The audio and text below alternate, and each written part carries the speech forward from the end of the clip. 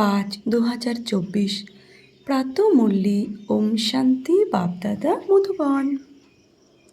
মিষ্টি বাচ্চারা, স্মরণের যাত্রায় থাকলে তোমাদের পাপ কেটে যাবে, কেননা স্মরণই হলো তলোয়ারের ধার। এখানে নিজেকে প্রতারিত করো না। প্রশ্ন: বাচ্চাদের চরিত্র সংশোধনের জন্য বাবা কোন কোন রাস্তা বলে দেন? উত্তর: বাচ্চারা, সততার সাথে নিজেকে চার্ট রাখো। চার্ট রাখলেই ক্যারেক্টার সংশোধন হবে।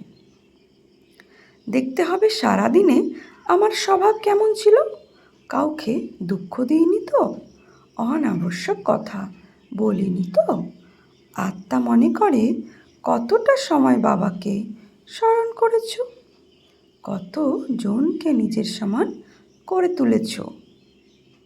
এইভাবে যারা চার্ট রাখে তাদের চরিত্র সংশোধন হতে থাকে। যে বলছে যা করবে তাই পাবে, না করলে অনুতপ্ত হবে। ওম শান্তি। আত্মারূপী বাচ্চাদের আত্মাদের বাবা বসে বোঝাচ্ছে, কেননা উনি এখন সম্মুখে এসেছেন। এমনটা বলা যাবে না। সব বাচ্চারাই নিজের স্বধর্মে থেকে বাবাকে স্মরণ করে। বুদ্ধি এদিক ওদিক অবশ্যই চলে যায়, সেটা প্রত্যেকেই নিজেরা বুঝতে পারে। প্রধান বিষয় হলো শতপ্রধান হওয়া। সেটা তো স্মরণের যাত্রা ছাড়া হওয়া যাবে না। যদিও বাবা অমৃতবেলায় উঠে যোগে বসে বাচ্চাদের আকৃষ্ট করার চেষ্টা করেন, নম্বর অনুসারে বাচ্চারা আকৃষ্ট হয়। স্মরণের দ্বারা শান্তিপূর্ণভাবে থাকে, দুনিয়াকেও ভুলে যায়। কিন্তু প্রশ্ন হলো সারাদিনে কি করে? ওটা তো হলো ভোরবেলার ঘন্টা, আধা ঘন্টার জন্য স্মরণের যাত্রা, যার দ্বারা আত্মা পবিত্র হয়ে ওঠে, আয়ু বৃদ্ধি পেতে থাকে। কিন্তু সারা দিনে কতটা সময় স্মরণ করে থাকে? কতক্ষণ সদর্শন চক্রধারী হয়? এমন নয় যে বাবা তো সব কিছু জানেন। নিজের অন্তর্মনকে জিজ্ঞাসা করতে হবে যে আমি সারা দিন কি করেছি। এখন তোমরা বাচ্চারা চার্ট লিখছ, কেউ ঠিক লেখে, কেউ ভুল লেখে। বাবা, আমরা তো সে বাবার সাথেই ছিলাম, সে বাবাকেই স্মরণ করেছিলাম, কিন্তু সত্যিই কি স্মরণে ছিলাম? কোশ্চেন করেছে। সত্যিই কি আমরা স্মরণে ছিলাম? সম্পূর্ণ সাইলেন্সে থাকলে এই দুনিয়াকেও ভুলে যাই। নিজেকে ঠকানো উচিত নয় যে আমি তো শিব বাবার স্মরণেই ছিলাম। দেহের সব ধর্মকে ভুলে যাওয়া উচিত। শিব বাবা প্রচেষ্টা করে আমাদের সম্পূর্ণ দুনিয়াকে ভুলে যেতে সাহায্য করেন। বাবা বোঝান, নিজেকে আত্মা মনে করে বাবাকে স্মরণ করতে হবে। বাবাও তো চেষ্টা করেন সব আত্মারা বাবাকে স্মরণ করুক, আর যেন কেউ স্মরণে না আসে।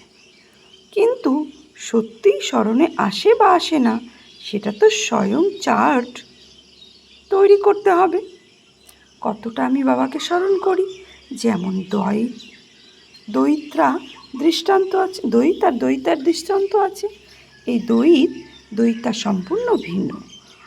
আমরা কতটা সময় দেবী গুণে থেকেছি, কতটা সময় বাবার সেবায় থেকেছি, তারপর অন্যদের স্মরণে করিয়ে দিতে হবে।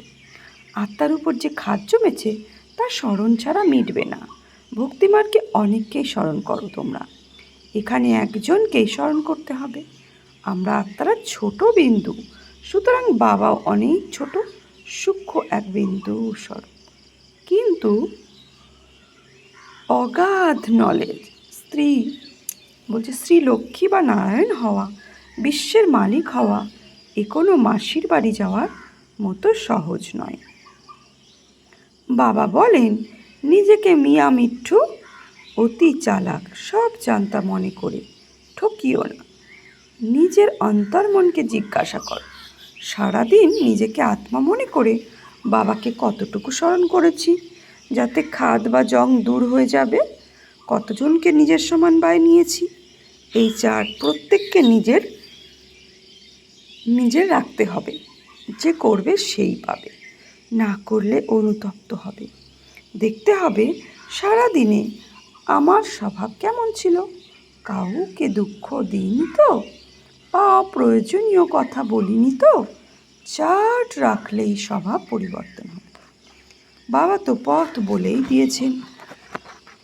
দ্বৈতা একে অপরকে স্মরণ করে, স্মরণ করা মাত্রই সামনে এসে উপস্থিত হয়। দুজন যদি, বাবা বলছেন, দুজনেই যদি পুরুষও হয় তাও সাক্ষাৎকার হতে পারে। কিছু বন্ধু তাদের ভাইদের থেকেও আপন হয়। তাদের মধ্যে এত ভালোবাসা তৈরি হয় যে নিজের ভাইদের প্রতিও থাকে না, একে অপরকে ভালোবাসার সাথে তুলে ধরে। বাবা তো খুব অনুভবী, তাই না? সুতরাং বাবা অমৃতবেলায় বেশি টানতে থাকে। চুম্বক তিনি, এভার প্রিয়তায় আকৃষ্ট করেন। বাবা তো অসীম জগতের, তাই না? তিনি জানেন বাচ্চারা তার কতটা প্রিয়। সুতরাং তিনি অমৃতবেলায় তোমাদের টেনে তোলেন। শিব বাবা অমৃতবেলায় আমাদেরকে টেনে তোলেন। এই অনুভব প্রত্যেকের আমাদের আছে, যারা আমরা অমৃতবেলায় উঠি। বাচ্চাদেরকে টেনে তোলেন অমৃতবেলায়। তো বাবা বলছেন,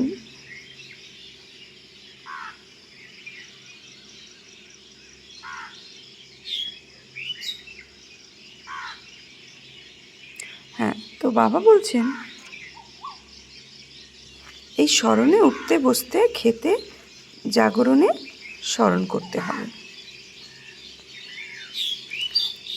তো এই স্মরণ যাত্রা অতি আবশ্যক।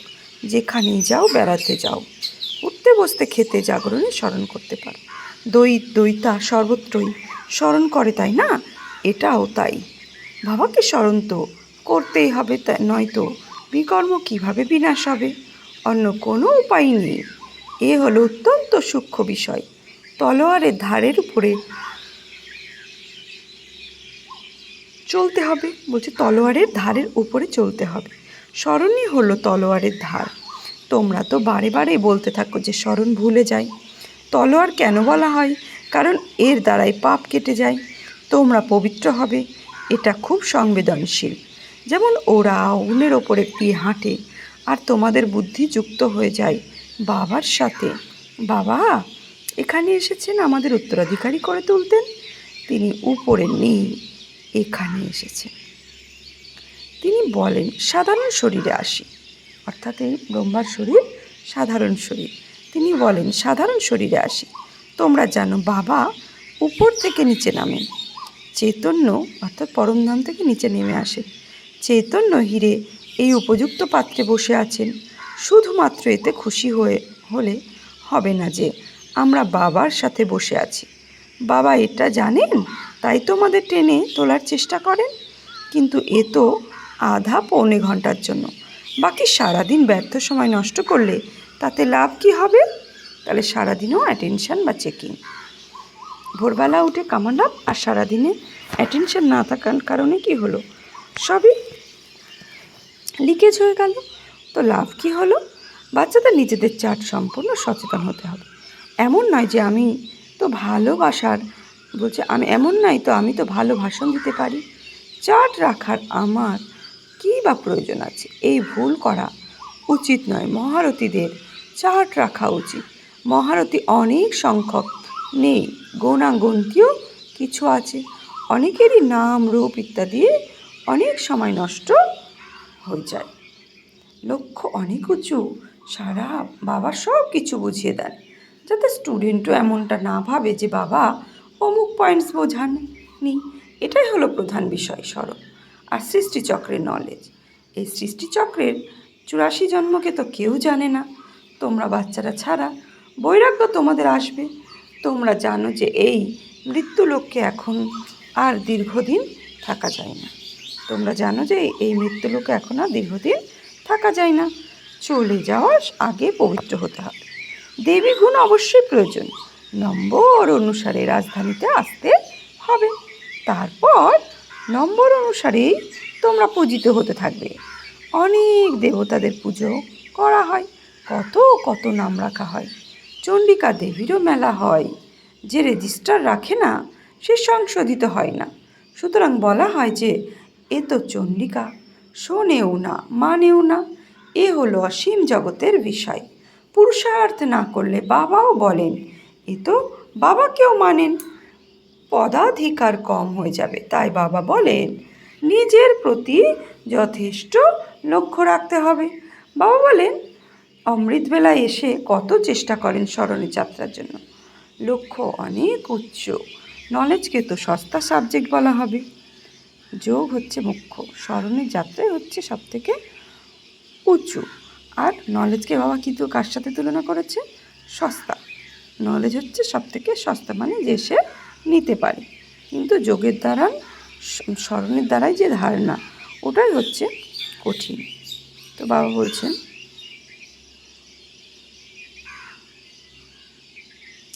হ্যাঁ, তো নম্বর অনুসারে পূজিত হয়, অনেক দেবতাদের পুজো করা হয়।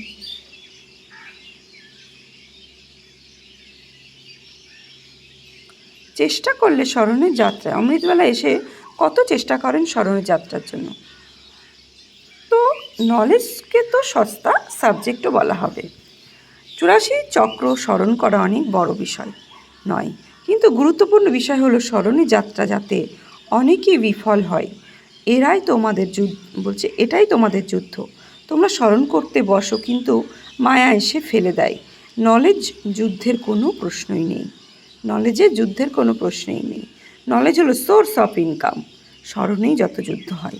এখানে পবিত্র হতে হয়, সেই জন্য বাবাকে আহ্বান করে বলে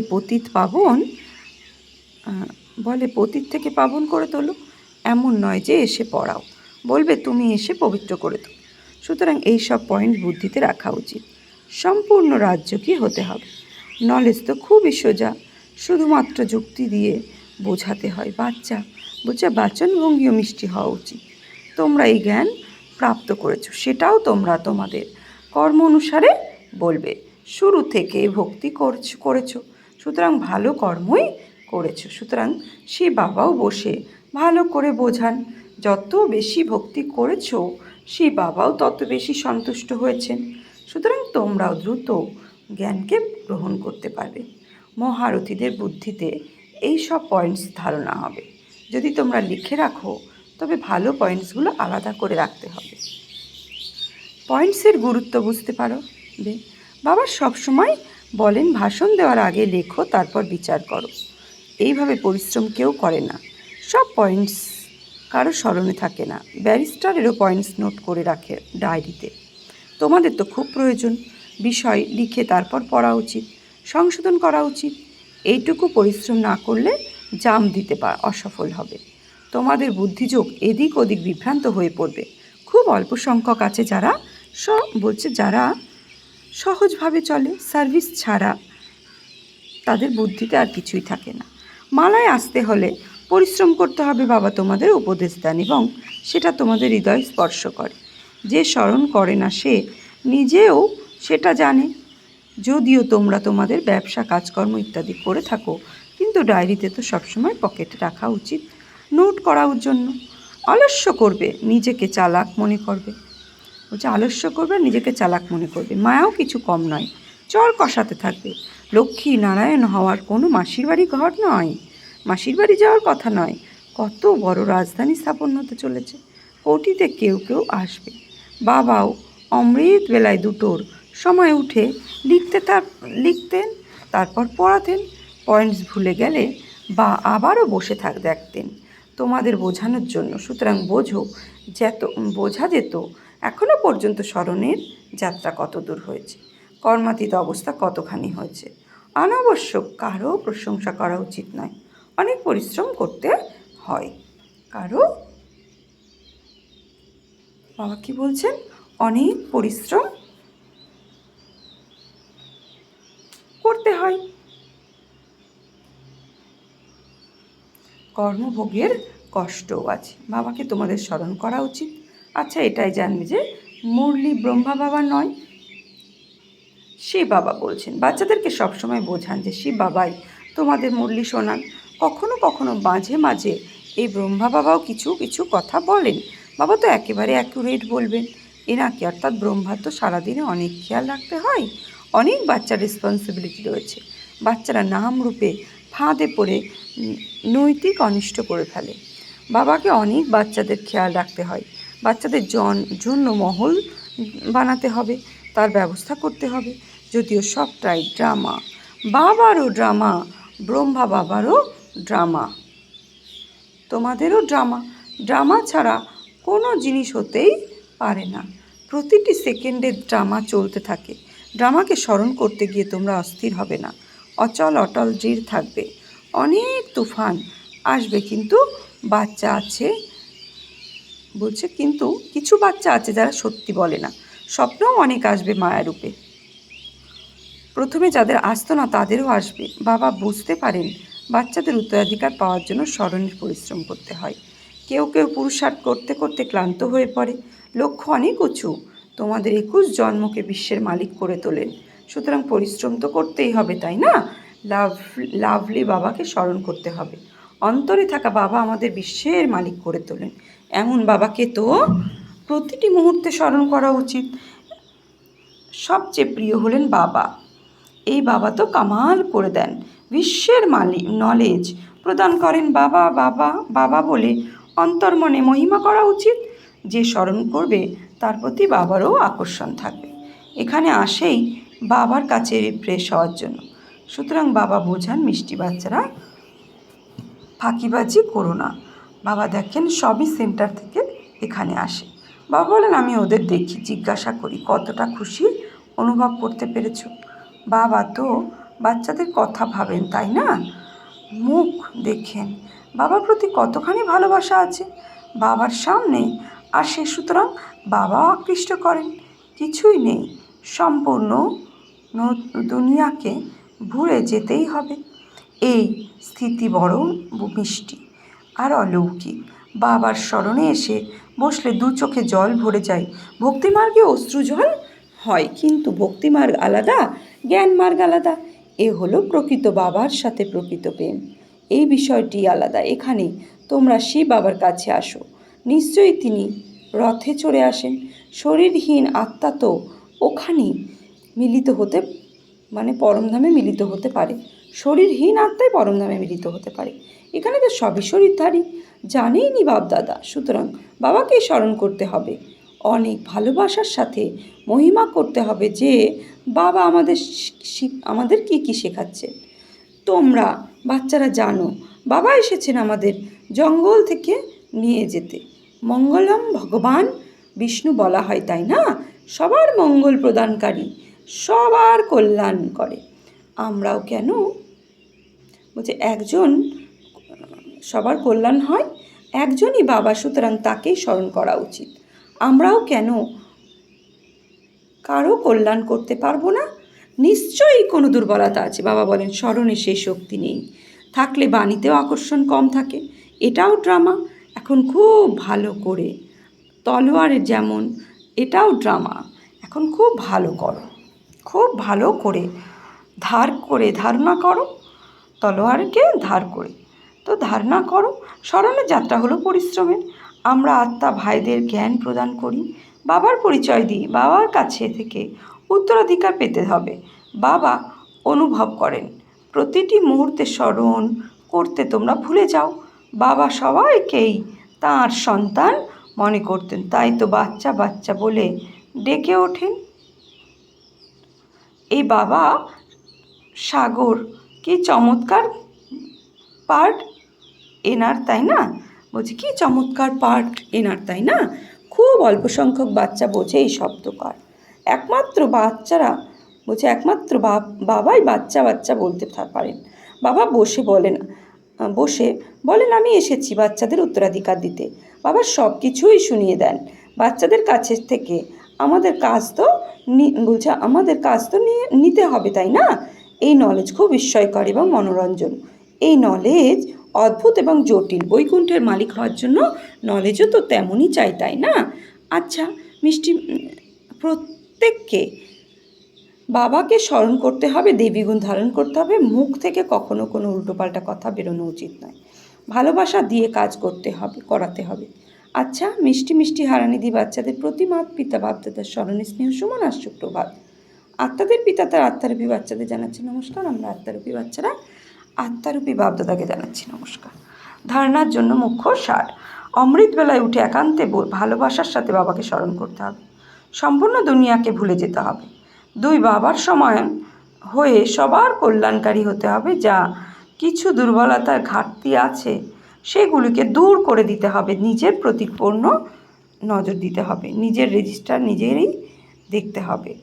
বরদান: সর্বপ্রাপ্তির খাজানা সমৃহকে স্মৃতিস্বরূপ হয়ে কাজে লাগানো সদা সন্তুষ্ট আত্মা ভব। সর্বপ্রাপ্তির খাজানা সমৃহকে স্মৃতিস্বরূপ হয়ে কাজে লাগানো সদা সন্তুষ্ট আত্মা ভব। বরদান: সর্বপ্রাপ্তির খাজানা সমৃহকে স্মৃতিস্বরূপ হয়ে কাজে লাগানো সদা সন্তুষ্ট আত্মা ভব। সঙ্গম যুগের বিশেষ বরদান হলো সন্তুষ্টতা, আর সন্তুষ্টতার বীজ হলো সর্বপ্রাপ্তি। অসন্তুষ্টতার বীজ হলো স্থূল বা সূক্ষ্ম অপ্রাপ্তি। ব্রাহ্মণদের গায়ন হলো অপ্রাপ্তির কোনো বস্তু নেই ব্রাহ্মণদের খাজানাতে। সকল বাচ্চাদেরকে একের দ্বারা এরকম অগাধ খাজানা প্রাপ্ত হয়। কেবল সেই প্রাপ্ত খাজানাগুলিকে সকল সময় কাজে লাগাও, অর্থাৎ স্মৃতিস্বরূপ হও। অসীম জগতের প্রাপ্তিগুলিকে লৌকিক পরিবর্তন করো না, তাহলে সদা সন্তুষ্ট থাকবে। স্লোগান: যেখানে নিশ্চয়ই রয়েছে সেখানে বিজয়ের ভাগ্যরেখা ললাটে অঙ্কিত হয়েই আছে। যেখানে নিশ্চিত রয়েছে সেখানে বিজয়ের ভাগ্যরেখা ললাটে অঙ্কিত হয়েই আছে। ওম শান্তি।